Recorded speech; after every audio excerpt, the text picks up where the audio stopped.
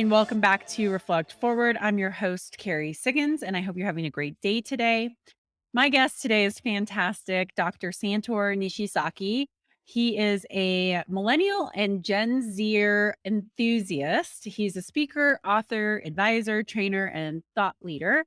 He's the founder and CEO of Mulholland Consulting Group, where he is committed to helping companies create happier workplaces and increase generational awareness. And he's also a strength finder coach, which we talk a little bit about.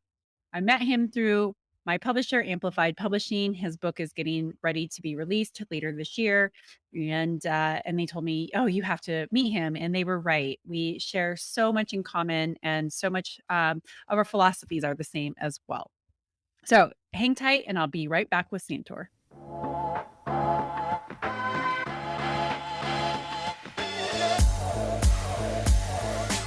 All right, I'm back, everyone, with Santor Nishisaki, and I am so excited that you're here today, Santor. Can't wait to jump in and talk about Gen Z and the workplace and culture. Thank you so much for having me, Carrie. It's so great to see you again. And I just love all the stuff you're doing within your organization. So excited to chat. Thank you. Thank you. All right. So tell us a little bit about yourself and how you got into studying millennials and Gen Zers and their impact in the workplace. Definitely. So, how much time do we have on this podcast? No, just kidding. I'll give you the short story. So, I remember I was getting my doctorate in organizational leadership, and one of the guest speakers in my class was from a Fortune 100 company. And someone asked him and said, "Hey, what's the biggest challenge you're seeing at your organization right now in human resources?" And he said, "Having four generations get along and work together in the workplace." And I said, "Wow, that's a thing?" And they said, "Yes." So I decided to change my dissertation topic. And I saw this within my organizations that I've worked for, is the younger workers getting in arguments with the older workers based on when you clock in. You know, a lot of the times we've seen older workers say that, you're not working unless you're at your desk. When, as we've seen during the pandemic, right, Carrie, depends on what you do, but it's basically you're working if you're getting things done, right? It's not just sitting at your desk surfing the internet. So I ended up studying millennials. I wrote my dissertation on millennial work environment preferences. And then I had the opportunity to work overseas from 2015 to mid 2016. Came back, and I'm also a college professor, and I noticed my students were a little bit different, a lot more serious, more quiet. And I said, "What's going on here?" And I showed them Simon Sinek's "Millennials in the Workplace" video, and they related to it. And I said, "Oh, I don't think this is millennials, some of the stuff, but I think this is Gen Z because of the impact of technology and smartphones." So I said, "You know what? I think Gen Z's here early." So I decided to write my book on how to work with Gen Z, which comes out later this year, early next year. So that's it in a Yeah, nutshell. that's so what is it that you found? Like, what's the big difference between millennials and Gen Zers? Well, so not everyone under 40 is a millennial, right? Yeah. I know a lot of people say, "Oh, those millennials." Is like, you can't say that anymore, right? Because there is a split. So, millennials are a lot more. They do care about purpose, right? And I think I like starting kind of carry a little bit about what's in common, right, with Gen Z and millennials. Yeah. They both care about Okay. Yeah, let's start there. Well, yeah, I'm a strength finder coach, right? I love talking about the positives and what we have in common, but I'd say they both care about purpose and impact. But Gen Z, as far as differentiating a little bit, they actually really care about the environment. Not to say millennials don't, but that's like their number one concern outside of racism, right? So there's recent studies out there that say racism is one of the biggest concerns for Gen Z. So they're super optimistic though about the world of helping to make it a better place, but the environment is I mean, millennials care about the environment, but I'll tell you this, Carrie, there was a report that came out right after the pandemic happened. It was like May of June of 2020, and their number one concern during the pandemic, when everyone's freaking out, we didn't have vaccines yet, was the environment still. Compared to millennials, the number one concern was healthcare, right? And the pandemic, and then it was the environment. So it just kind of shows you how important that is. And as organizations, the best thing you could do to recruit them, retain them, is to make sure that you're managing your carbon footprint, because this is really important to them.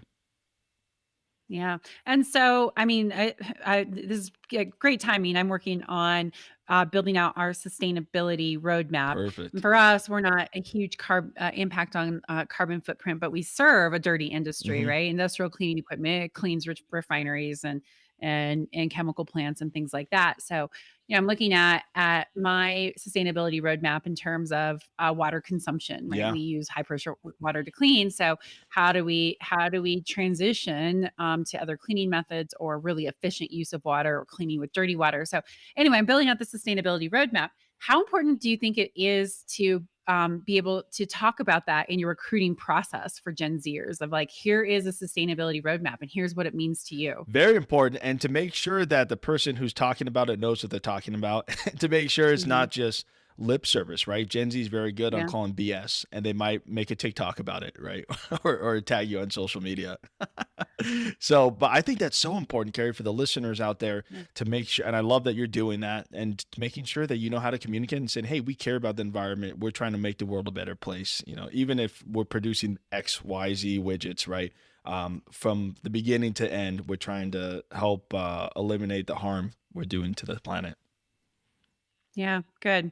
All right. What else do leaders need to understand about the similarities and differences between millennials and Gen Zers? Well, I'd say definitely diversity, equity, and inclusion and belonging, right, is a new one we've been hearing about a lot, is so important to this generation. And if you say, a lot, Carrie, I don't know how many core values you've seen, right? That say, oh, we care about diversity, equity, especially in the past year or two, right? A lot of people have been putting on there, but they don't have any diversity, equity, inclusion Yeah. within the organization. Gen Z's they're gonna call you out for that too, right? So making sure, and that's very important to millennials as well, but Gen Z is it's crucial, right? A lot of my data that we did for a book is we found that's an important component of working there. So Yeah. that's a big one.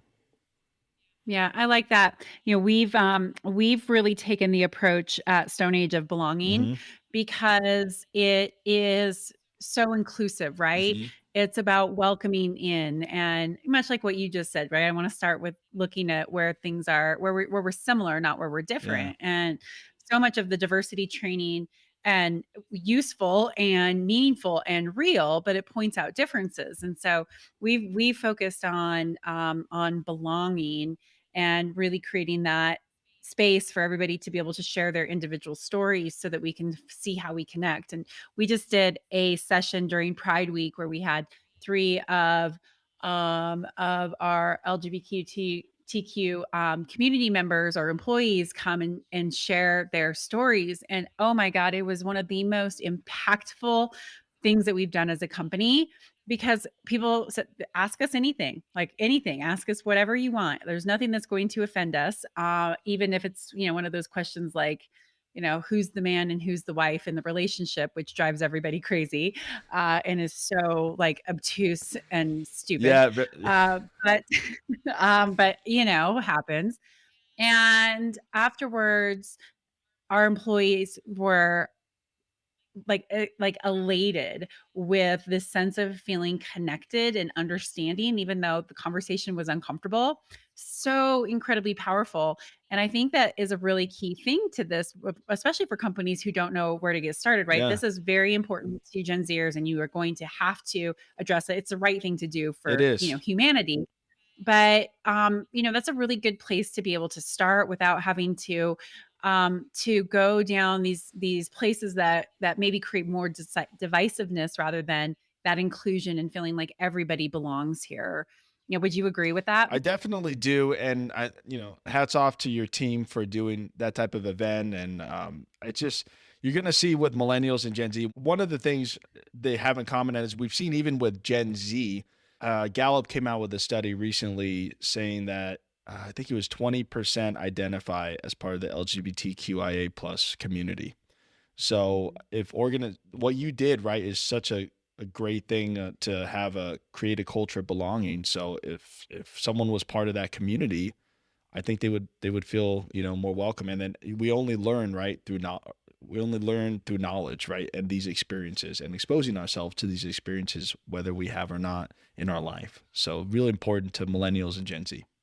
Yeah, I think it comes down to that that idea of stories, right? We all have a story, Hmm. and it's so easy to put people in boxes, right? Hmm. You are this, therefore you are this. And that just takes away the power of our own individual, unique experiences that have shaped who we are as people.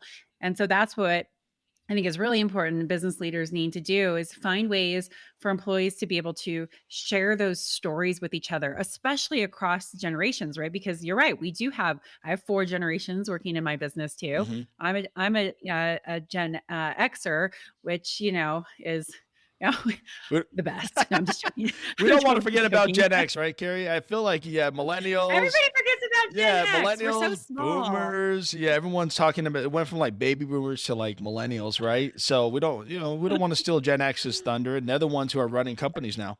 Yeah, you're right. You're right. But that we do have that broad 4 generation employee Hmm. base. And if we can connect those, especially baby boomers with Gen Zers, Yeah. right? And help them really understand each other, it's so important. And it's going to be important for businesses because obviously we've got baby boomers who are making significant decisions for our country right now that are going to impact the lives of Gen Zers and, the next generation, my son's Yeah. generation, whatever Gen they're I gonna wind think up Gen calling it. Alpha maybe they might that's Gen what we're Alpha, looking yeah, at. I think Yeah. so too. Yeah, and how do you bridge that gap so that we don't have more divisiveness in this country? And leaders are really gonna have to figure out how to do that within their businesses Yeah. because we've got to teach people how to have these types of conversations with each other across generations when so much is changing between those span of 4 generations. Well, and I think too, Carrie, we don't want to stereotype, right? I mean, I've heard Carrie, some of my baby boomer friends to say, Sandra, you can't be a millennial. You're not lazy. And I'm like, what's that supposed to mean, right? Yeah. And and everything that I'm saying today is these are just general themes that we've seen, but you might have some baby boomers that are more, I've worked with baby boomers that are more tech savvy than me, right? So first thing is we don't want to stereotype. We want to look at, we're all human beings, and I think one way to really connect across generations is the purpose and mission of your organization, right? I think we can all agree on that. One of the things that I've done, right, with my company is using the Gallup Strength Finder assessment, which is, you and I have talked about that before, right? It's just great because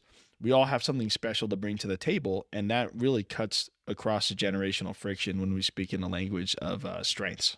So, Yep, totally agree. So maybe just for listeners who aren't familiar with it, why don't you sure. tell a little bit about what the Strengths Finder is and why it is so impactful for leaders to use? Yeah, with Gallup, they created the Strength Finder assessment, the Clifton Strength Finder assessment. It's over 20 million people have taken it, and essentially, it's built around what's right about you. Myers Briggs. I think Carrie, we've talked about DISC as well. DISC is another great one, but the Strength Finder really celebrates what's right about you, and it's been powerful. I do a lot of workshops with executives on teams, and I think this is a tool I found that's able to cut through generational friction. So if I'm talking to a baby boomer, I could talk in a language of one of their strengths, and we could connect that way. Yep. You could take it on Gallup's website. It's like $20, right, for the top five, your top five strengths. And I've done this a lot with my college students. They love it, and it's all the way up to the PhD level. So it's a key component of the classes that I teach. So then once you know your Mhm. strengths and your team's strengths, then how do you put it into practice? So that's part of what we do in the workshop is, okay, it's like a muscle, right? You have to exercise it. So you have to be aware. A lot of this stuff, like, oh yeah, I know that about me, but how much do you consciously do in it, right? It's almost like mindfulness, right, Carrie? I know you're into mindfulness, Mhm. right, as well.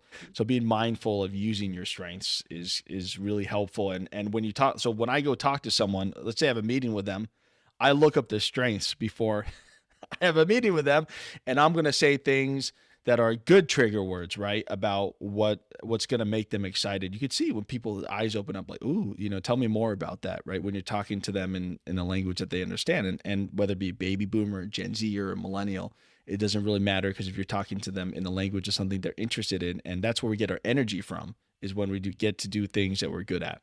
It's been able to help me tremendously as I've led teams throughout my career. Yeah. So the most powerful book that I ever read in my very beginning journey as CEO was First Break All the Rules, Yep. which prefaced them coming out with the Strengths Finder and continuing that work.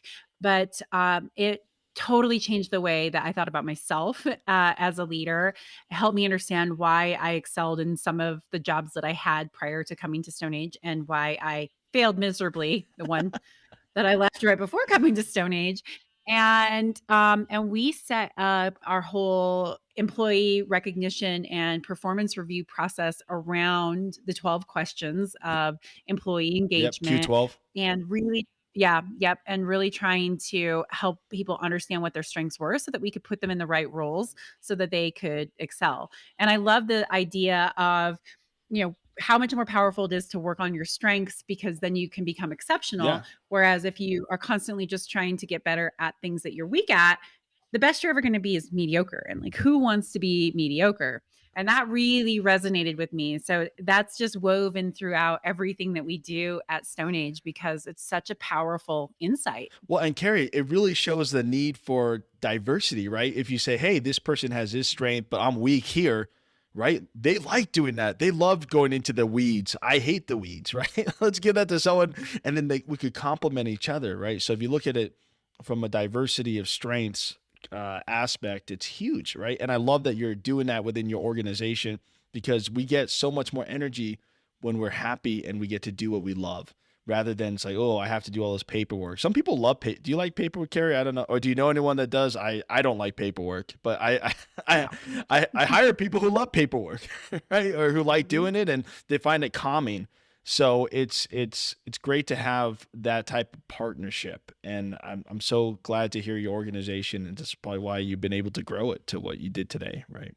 Yeah, well, I think that's a really important aspect and tying it back to, where we were going earlier Yeah, in the generations. conversation around yeah, generations and diversity and there's so many different ways to be able to look at diversity through generations Mhm. and then obviously through the lenses that we usually do, but diversity of thought and diversity of strengths, like what a really powerful thing to be able to showcase within your organization to highlight the things where we are similar and then the things where we can help each other because we are so different too. So I love that diversity of And strengths. and Carrie, it's great, right? It's like the ultimate leadership hack, right?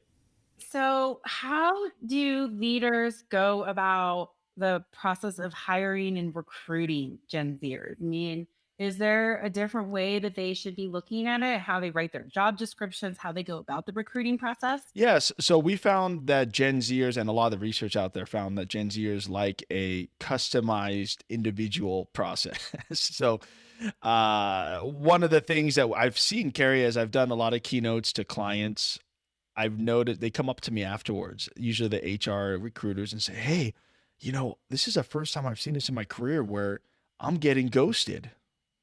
I'm like, what do you mean? They're like, yeah, they don't show up for the interview. They don't show up for the first day of work. They even accepted an offer and didn't show up. So that's something to be aware of and making sure that you do better than your competitors by checking in with them. I mean, Carrie, I remember one of my first corporate gigs that I got or corporate jobs in my career.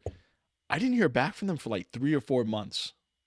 I mean, I got the job, but it was, they want that constant check. You could utilize technology, right? Utilize automation and do send text messages. Hey, just checking in. We care about you, right? We're in the process. Please be patient because they don't understand how long it takes. Large organizations, it takes forever. Sometimes even just to get the head count approved, right? So Yeah. just make sure to check in often and then customize when they come in. Actually, do a good job on onboarding. Give them a gift certificate to IKEA and say, hey, or to decorate the cubicle. How cool would that be, right? And actually have the laptop ready to go. I remember I worked for organizations where a laptop wasn't ready for a week or two. And it's like you really couldn't put enough effort into making sure that everything was ready. So already they're thinking about running for the exit. And then as far as recruiting, going back to your question, what does your TikTok look like? What does your Instagram look like? What does your website look like? Is it authentic? So if you don't even have a presence on TikTok, that to me, I see as an issue. Yeah, good Yeah. advice. Very good advice. I just joined TikTok and I was like, I am too old for this. it, it But it invades the senses, right, Carrie? You're like, oh my god! I remember the first time I listened. Yeah, because I have my marketing team, right? They help with my TikTok, and it's. I remember the first time downloading the app and pulling it up. I was like, oh my, this is so loud, which made me feel really old for about About 15 seconds. I know, I'm with you. I figured it out now, and I actually because I make a lot of, like, leadership clip Yeah, videos, and I actually love their video making system, it's so good, but I think a lot of people are intimidated by it, yeah. right? So I was like, "Okay, well, I've got millennials and Gen Zers on my marketing team who are comfortable with it," but I was like, "Okay, well, if I'm gonna be that kind of leader that attracts," which I do. I want the minds of millennials and Gen Zers on the team because they're going to be the ones who really help us solve some of these tough problems. I got to figure out how to attract them. Yeah. And so I was like, get on TikTok, and I can only like scroll through TikTok for maybe like 2 minutes out of the time before I'm just like, "Whew." And I don't always get everything, but like my son loves it, Yeah. right? And so, it's just really interesting to like start to learn about the way that the Gen Zers use technology and communicate. And I think, that's an important aspect. And I want to ask you about that because I think a lot of people are like, oh, I just don't get that generation, right? And don't necessarily get on Instagram or get on TikTok to start to be able to get it. Like how important do you think it is for a leader to do that? I think, Carrie, you're doing the right things. I think that's so smart because you're saying, hey, this is where you have to meet people where you're at. If you're a leader, right? And so from our Yeah. conversations before, it sounds like you're the type of person that will go out to the factory floor or go down to the people and Right. talk to them, right? That's what the CEO should be doing and finding out what's happening. That's why I'm on TikTok. I don't really use it for leisure, that's for sure. But I'm trying to, my next book that I'm writing is a how to guide for first time and emerging leaders. My podcast is called The Zillennial Leader.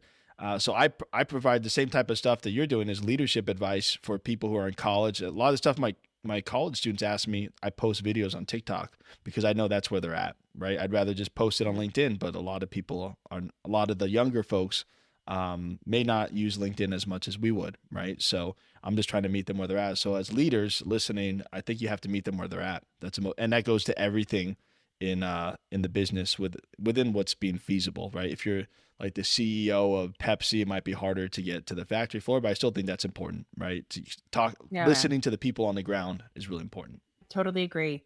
So how do you take the research that this research and everything you learned from writing your book and apply it into your own company?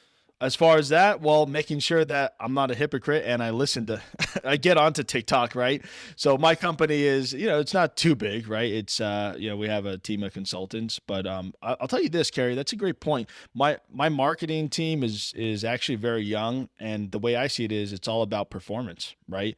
My CMO is amazing, and he's in his 20s, and to me, age doesn't really matter, right? It's all about what you do. And I think not judging people based on years of experience, because I've worked with people who have 20 or 40, 30 years of experience, and someone in the 20s could do better, right? It just kind of depends on what your outcome is and what their attitude is. That's another thing too. If someone has a great attitude, I'd rather work with them rather than if they don't have as much experience, rather than someone who has a lot of experience but is hard to work with. So, Oh yeah, yeah. Yeah. You can teach skills, but you can't teach yeah, attitude. That's a tough one. it is, right? But then, just as a leadership lesson, right, Carrie, is finding out what the root cause of the attitude is, because you can't Yeah. just get rid of people, right, when you take over a team. So, maybe they got slighted by a manager 15 years ago, and they don't Yeah. trust management, and so getting to the root cause of that and finding out why is always important. Yeah. So, uh, I agree. I just do so self leadership. We have three values at Stone Age: be a great teammate, practice self leadership, and deliver on the Stone Age assurance promise, which is our commitment to our customers. mhm. So we're three easy things, right? Team, self, and bigger picture, right? Bigger impact. But I've been doing the training around what does cultivating self-leadership within yourself look like and how do you role model it for other people? Because we're all learning from each other, we're all mirroring each other. And I think that's a really important aspect of this, no matter what age you are, but especially if you are a Gen Zer looking to come into a leadership position, that whole concept of self leadership, like we're doing it every single day, whether we're intentional about it or Yeah, not, right? We're leading ourselves. And so I just went into this whole, the whole premise behind self leadership and how you really practice it as you are growing in your journey as a self leader, whether that's an individual contributor or an actual leadership position within a company. And I think that we don't do enough talking about that, right? Mhm. That you have the responsibility for your career and your life, and how you show up makes a big difference. And that's how Gen Zers can really differentiate themselves, right? That person who got slighted by a manager 15 years ago and is still not trusting, right? That's not exhibiting strong self leadership, right? That's blaming the other It's being person, even if there's reactive. blame. Exactly.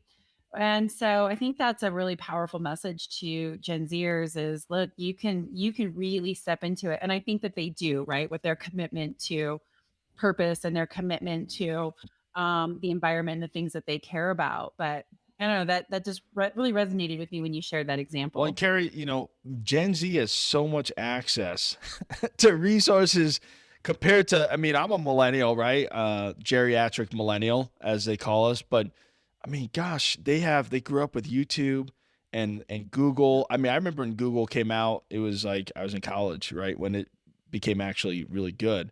So they have so many podcasts and YouTube videos to listen to, and they've shown it. That's what I love about Gen Z. They're such a strong generation. They figure things out.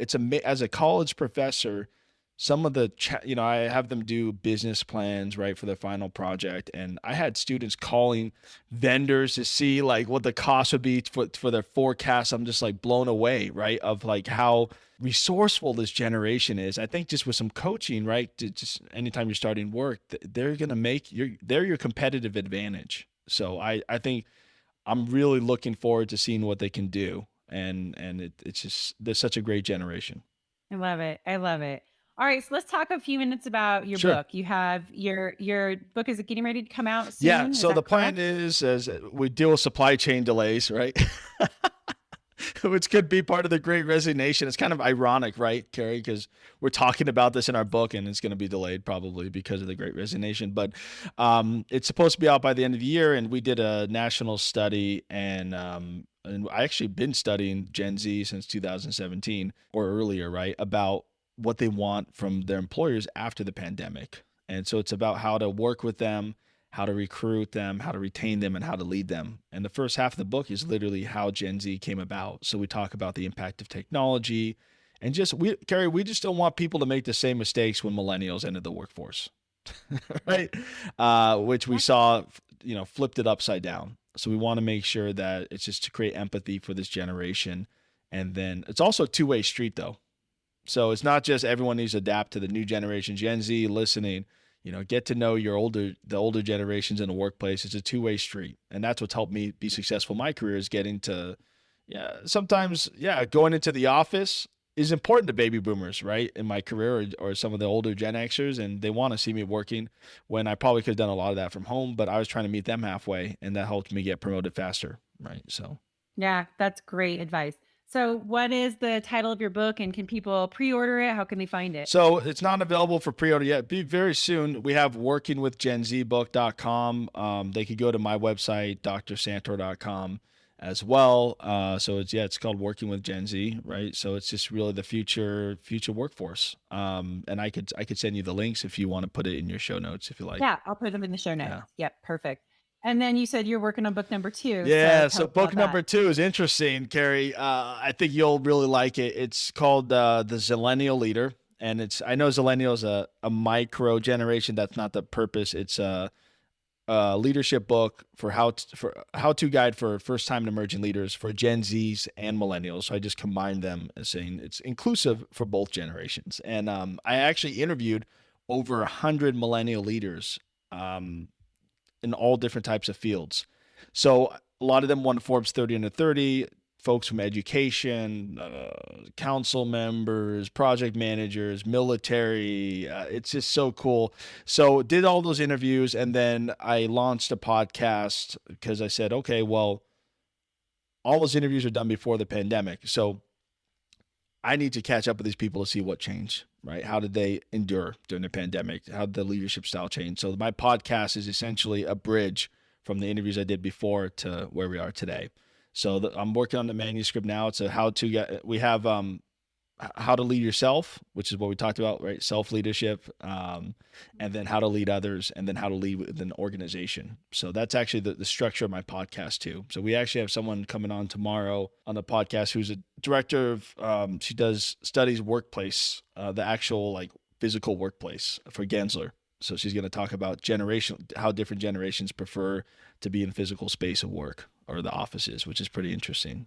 So, so Very yeah, that's cool. it. And is your podcast the same thing, the Yeah, it's Zillennials? called Zillennial Leader. Yeah, and they could find that Yeah, from my website, drsantor.com. I think it's like forward slash podcast.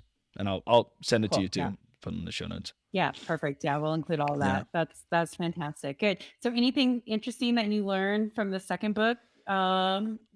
I love, and I can't say this, because I didn't study Gen Xers or baby boomers, but I love how much the millennial leaders I interviewed care about their team. I mean, they care about them like a family. And Carrie, I mean, it sounds like you do the same thing, right? So I don't want to say it's only millennials, but just what I saw was they care so much about their team, and if they have a crappy day, that's going to let their team down. So I noticed that with a lot of them. I noticed that a lot of them said the only way they would work for one company their entire career was if it provided them professional growth and development. So anyone listening, make sure you have a lot of those opportunities for growth. And it could be job rotation programs, and that's another thing I recommend for Gen Zers too, is look at job rotation programs, and also it helps them learn the business better. So then they'll look at Yeah. it with a different lens too. So those are the biggest Yeah. takeaways, and there'll be a lot more, I'm sure. Yeah, that I'm putting together, but those are some of the biggest ones. Cool. Well, I can't wait to read both Yeah, books. and I can't So wait to read yours as well. yeah. Yeah. So it has similar kind of framework. Mine is called the ownership mindset, which of course comes from running an employee-owned company and the own it mindset. But it kind of follows that same thing, right? Of leading yourself, leading others, and then making a big impact in the world. So and we use the same publisher, Yep. so that's a lot of Shout fun. out to Amplify, right? Oh yeah, they're awesome. Definitely. I love them. That's great. All right, two final questions before we Sure. wrap things up. So, the name of this podcast is Reflect Forward. What does Reflect Forward mean to you? That's a great question. I think really, first of all, being present, right, today, and then and I guess one of my top strengths is futuristic. So I'm always looking at, I think they have one of the 7 habits, right, is to begin with the end in mind. So that to me is huge. What's my impact in this world, right, at the end of my life, right? So I would say backtracking from whatever that is would be reflecting forward. I don't know if that's I love yeah, that. yeah. So that's one of my favorite books, 7 Habits. That's great. And we don't, it's hard to direct our lives when we don't know where we want to go. And so being able to say, well, I think this is where I want to be, it's so important to be able to start living your life today. Like I just read, it was I don't remember what it was from, but anyway, a little quote or something was like, think about the person, Mel Robbins. It was a Oh Mel yeah, Robbins video. If you would think, if whoever you want to be, start acting like you're that person yeah. today. And I love that, right? When I was named CEO when I was 29 years old, didn't know what I was doing and was like, well, but you start thinking and acting like a CEO and you will learn those things. And so I do think that's an important aspect of Reflect Forward is creating that vision for yourself and then start doing those things today to make it Well, happen. and Carrie, I'd like to add one thing. Looking at a lot of the young people, they don't know sometimes they don't know what they're gonna do. And that's okay, right? Is just think about, like, for me, it's like making the most impact, being the best dad, being the best husband. And hey, it may go this way, it may go left, it may go right, and that's okay. So even I like to add that to a lot of the younger folks who are listening, or older folks, right? But hey, we're still trying to figure out what we want to be when we grow up. That's okay. Is as long as we're have purpose in life, right? We're taking care of the people that we love, and we're just being a good human being. I think things will work themselves out. So if you don't know what you want to do, that's okay too. Totally. And your purpose will change too. My Yeah, purpose, 10 years ago was different than what my purpose is now as I've matured as a leader. And that's just part of that yeah. journey. And if you don't know what you want to, do or where you want that to go, just put something that's small out there. Like even just a small step in an intentional direction helps you. And you never know what doors are And gonna open. Like, I put out there, like, I wanna run for governor of Colorado, and, I don't know if I'm gonna actually do that because politics these yeah. days, ugh, and my husband's not super supportive of it, but, yeah, I was like, "I'm gonna start putting" he's like, "Why would you wanna do that?" Uh, but I start putting those things out there, right, and saying, "I'm gonna start building out the platform that I'm ready for, so if I decide to do it, I'm ready." But the doors that it has opened because I've been intentionally just saying, I got to do these things if I think that's what I might want to do someday, even though I'm not 100% sure. It's been incredible.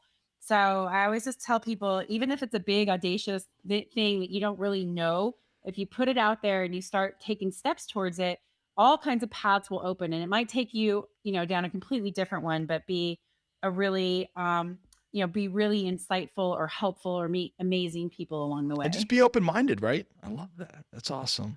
Yeah. Yeah, fun. All right, final Sure. question. Uh, what is the best piece of advice that you have for leaders who are looking to be the very best at what they do? That's such a great question, Carrie. I would say listening and listening to the folks you work with rather than just talking over people. Not to say all leaders do that, but if you really listen, gosh, you'll learn so much. And be humble, right? I think listening and humility. I'm not saying to not be confident, but I think be approachable has helped me in my career. But listening is key. I love that. Almost nobody gives that answer, and I agree with you completely. Well, it's something I learned in my career because, Carrie, one of the biggest things for me is I love getting things done, right, and achieving tasks. And I found that to be the most productive is, I mean, I'm an extrovert, as you could probably tell, and I talk a lot, as maybe my wife might say. But listening has made the biggest impact, and actually listening, not thinking of your next word, but actually listening and asking questions, and it just shows that you're present, and turn your cell phone face down or move it away. That's also not listening when you're on your phone. So that's I that's love the other that. tip too. My son tells me all the time, "Mom, you're not listening Yeah. to me. You're on your phone." So Yeah. that's a good reminder. Yeah, and sometimes, I'm not gonna say I'm perfect either, right? So it's taking off the Apple Watch and putting the phone away and just being present. So I agree. Well, Santa, thank you so much for coming on the show today. This has just been a fabulous interview. And I've loved getting to know you so much. definitely, I feel like a new friendship is here, right? It's been great, and I just appreciate all that you do for your company. I mean, people that work there are very lucky, and I think you're gonna attract lots of Gen Zers. Thank you. Thank you. Well, I will read your book so I make sure that I know just the You're exact right doing ways all to the do it. right things that I'm saying in my book, so it's great. Thank you so much, Carrie, for having me on. I really appreciate it. Yeah, thank you. All right, hang tight, everyone. I'll be right back.